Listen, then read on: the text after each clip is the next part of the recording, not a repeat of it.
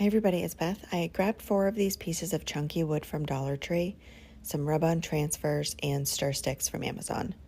I took the 4 pieces of chunky wood and put some wood glue on the edge of 3 of them, then placed them back down and put them all together.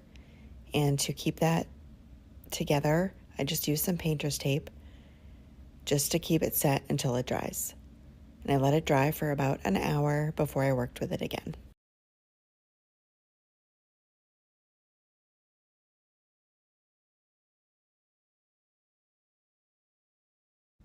After I let that dry, I then took these 12-inch stir sticks that I get from Amazon, and I held them up along the edge and just marked off where I needed to cut them.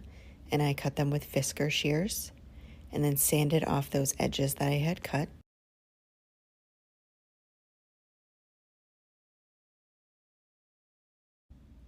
And I'm putting each of the stir sticks, one on each end, about 1/4 of an inch in from the edge. I use wood glue and hot glue to glue them down. The wood glue gives a stronger hold and the hot glue just gives an immediate hold.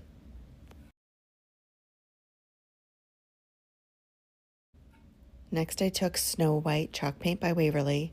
I gave the top and all of the edges 2 coats. And then on the bottom, I am just painting the border of it because the rest of it will be covered.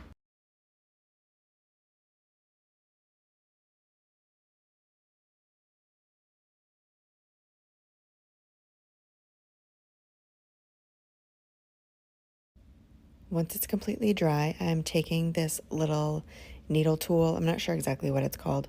It's from Dollar Tree, and I'm going along where all of the pieces of wood meet and kind of removing the paint just so you can see those lines on the tray.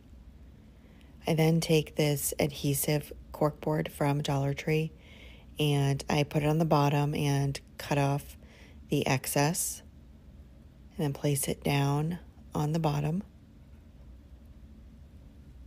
And then I'm taking these transfers I also got from Amazon, and they're from Timeless Designs. I've been using them a lot lately. I just love them.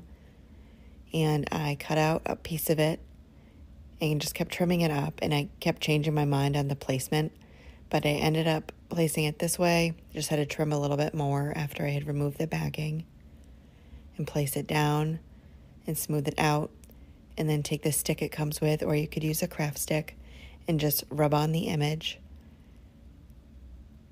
And then I go up with the front film on it, and I just take my time making sure that it's all placed down before I completely remove that. And then take the edge and just smooth it down on the side and put another rub-on transfer on the other side. And I at first was going to use these black handles that I got from Hobby Lobby, but I didn't like the black along with the lighter neutral colors. So I ended up taking this wooden snake that's from Dollar Tree and cutting pieces of that for handles.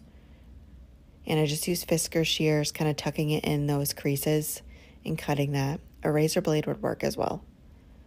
And I was able to get both handles out of one of those snakes. And I just hot glued the ends of those right on the tray. And that is it for this project. Thank you so much for watching.